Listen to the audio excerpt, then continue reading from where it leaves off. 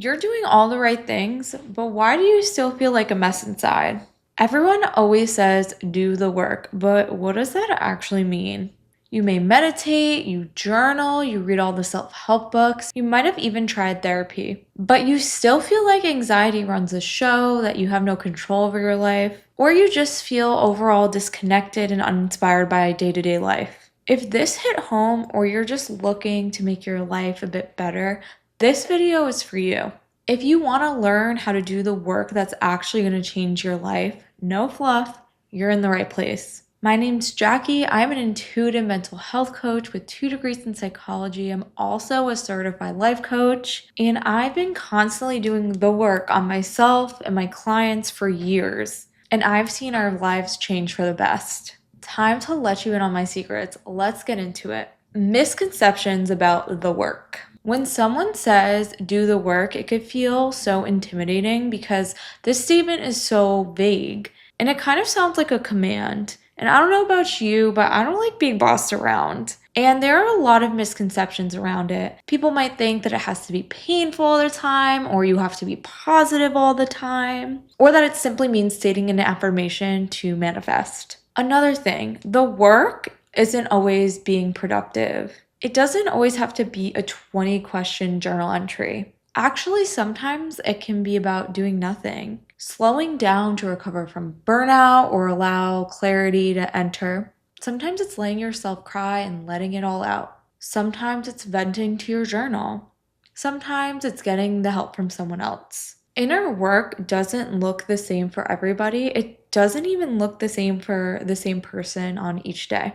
But the goal of it should be similar. It should be to feel safer in your body, more at peace, less anxious, overall happier, and getting to know yourself better. With that, before getting into how to do the work, I want to tell you how to not do the work because there are so many people online and it's so easy to listen to people on TikTok and think it's going to make a real change when it's not. I want to help save you time and grow as quickly as you can. There's certain self-help busy work that's wasting your time and not doing anything for you. Here are some examples. Venting to your friends in a way that's actually constantly complaining and not doing anything to make positive changes about the situation. Blaming your problems on other people. Using your anxiety as an excuse. For example, saying something like, "Oh, my anxiety is so bad, I could never." Thinking just because you're struggling, you can't improve or go outside your comfort zone. Distracting yourself from your feelings, maybe by using an affirmation. For example, saying affirmations about being wealthy, but underneath having a problematic relationship with money that you need to address. I have certainly been there. Spending hours reading self-help books, but not applying any of it to your life. Saying affirmations without embodying the words. For example, saying the affirmation, "I am strong," but in a weak voice, like, "I am strong." You have to really say it with your whole chest and believe it. Seeking advice from the wrong sources. Going to a coach or a therapist, but not being present in the sessions or stopping the work there. Or not doing any of the exercises they suggest for you.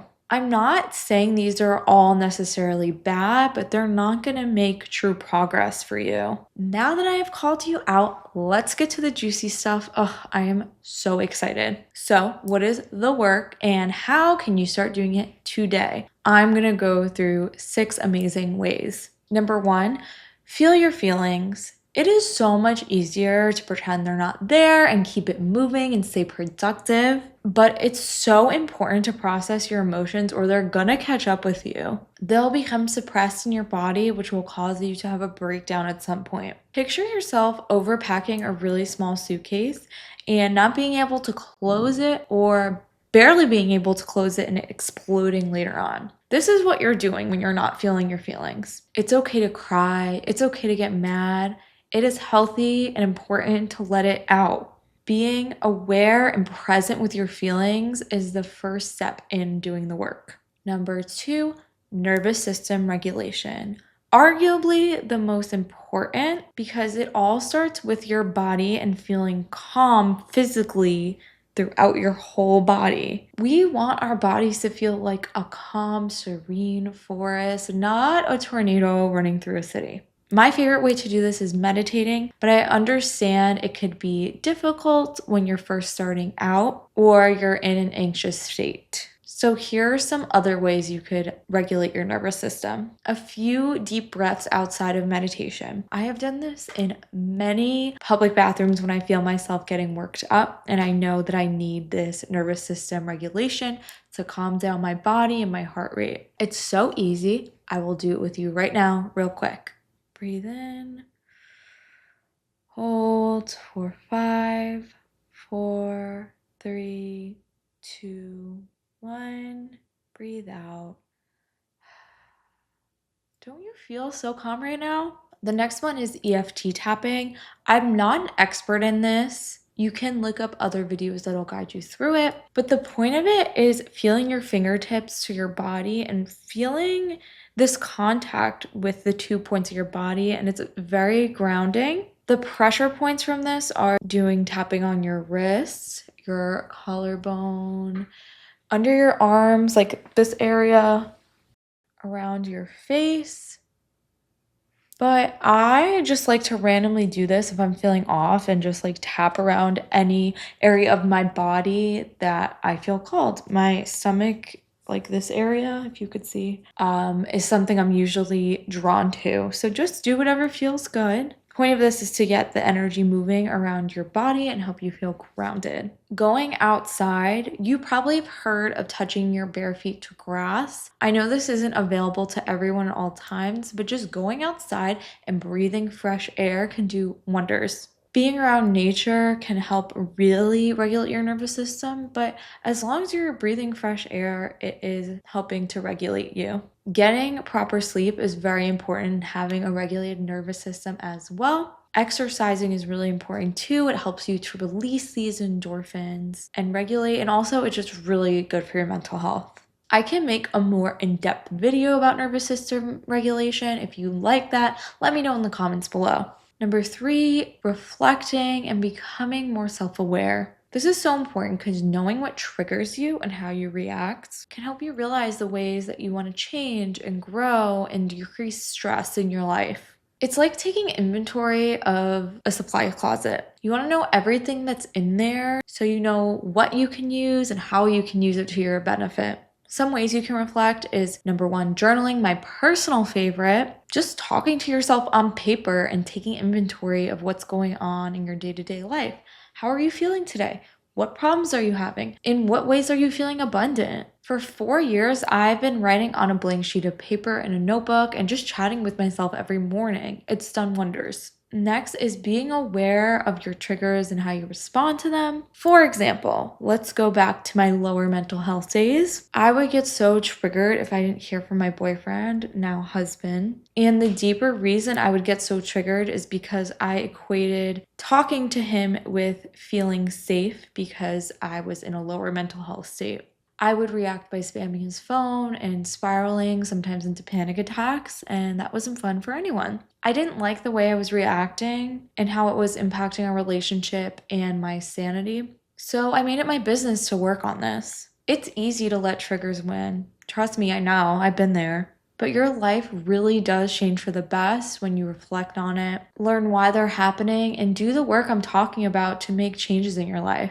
Knowing the deeper reason for your triggering will bring you so much clarity and peace. Next way is to reflect with a third party. This can look like therapy or coaching. Of course, you could do this with friends that you feel safe, but doing this with a professional can give you so much insight that you never even thought possible. For example, one of my clients has very high, unrealistic expectations for herself, which causes her to be very hard on herself. After working with her and learning about her past, I pointed out to her that she does this because her parents expected her to be perfect growing up. Having this clarity has allowed her to realize I don't have to be perfect or overachieve to be enough. I already am enough. It's allowed her to approach her life a lot more confidently and calmly. If you're looking to have this kind of life-changing clarity, my coaching links are below and I'd love to help. Number 4, shadow and inner child work. These go very deep and are some of the most impactful forms of the work. They can also be sometimes painful because you're exploring these deep parts of yourself.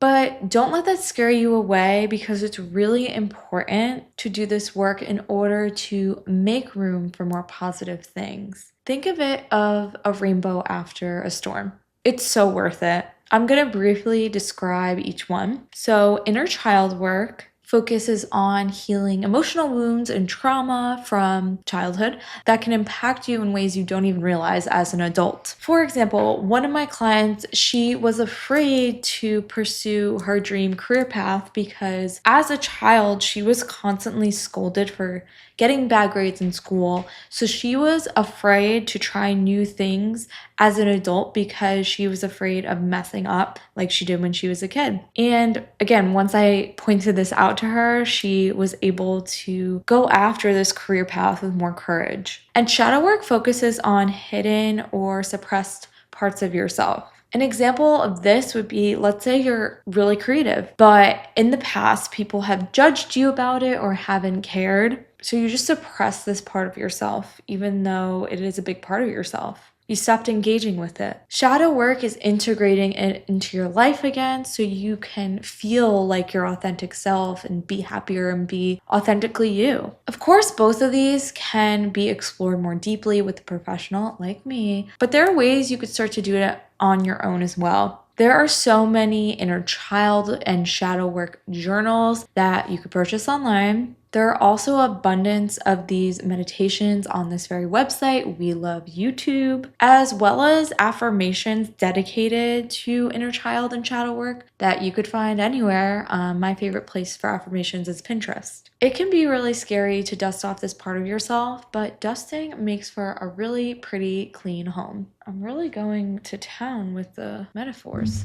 Number 5, subconscious reprogramming.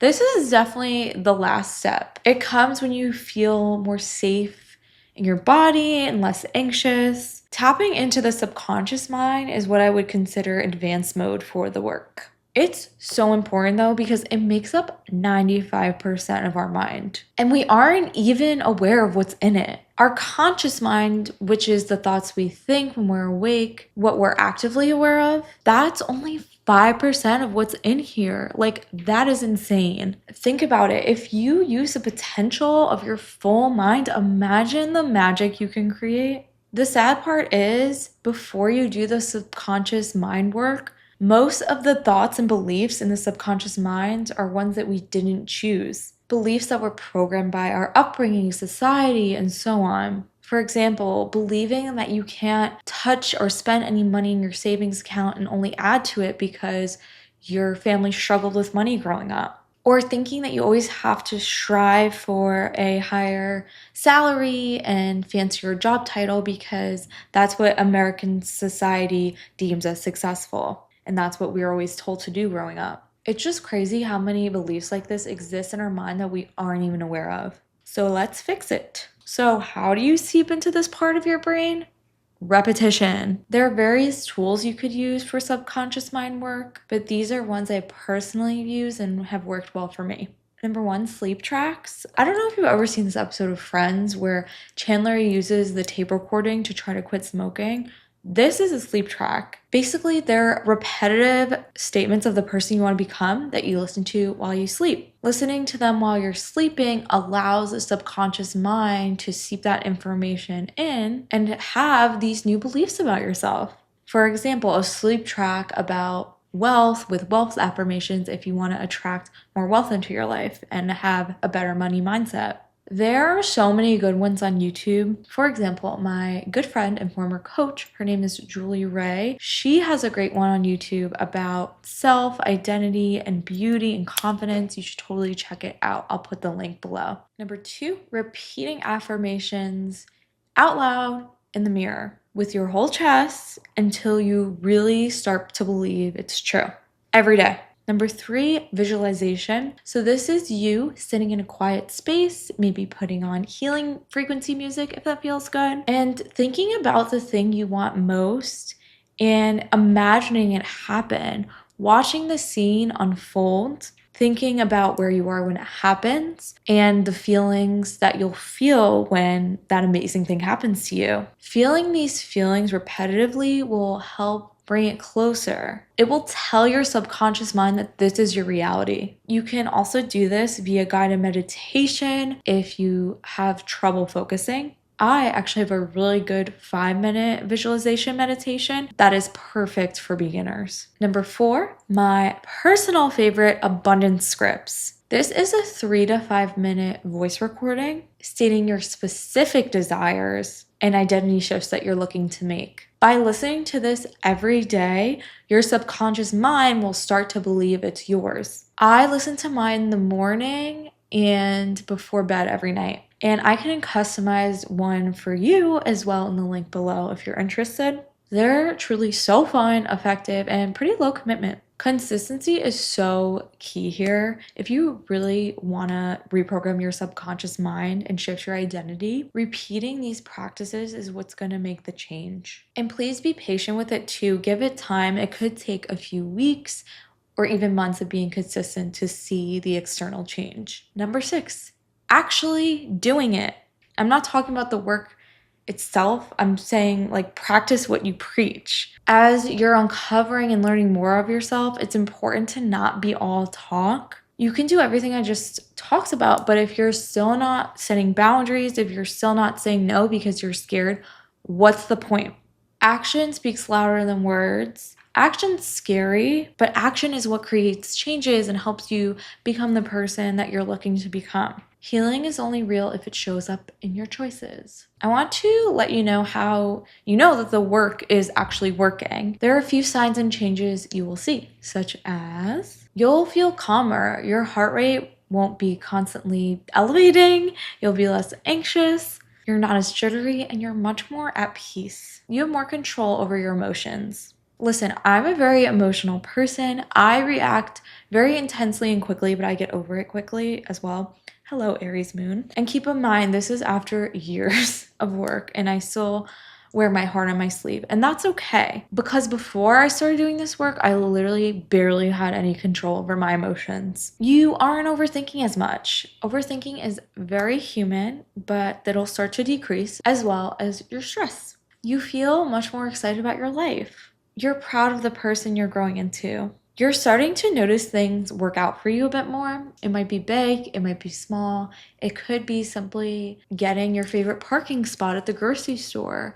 And it could be as big as getting a big promotion that you've been wanting or seeing your business pick up. Doing the inner work really does have a serious impact on your outer reality. But again, don't get discouraged if you're not seeing the change right away. It does take time. And you feel like a new person in a way. You feel like an upgraded and evolved version of yourself.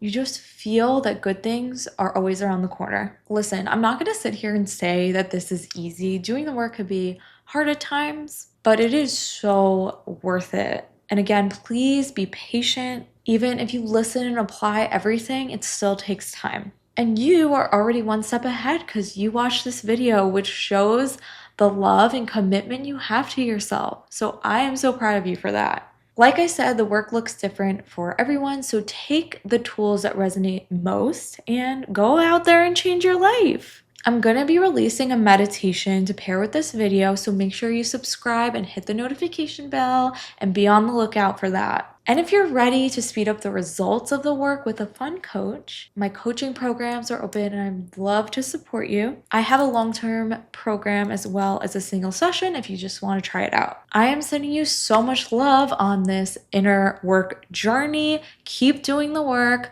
Don't give up. You got this.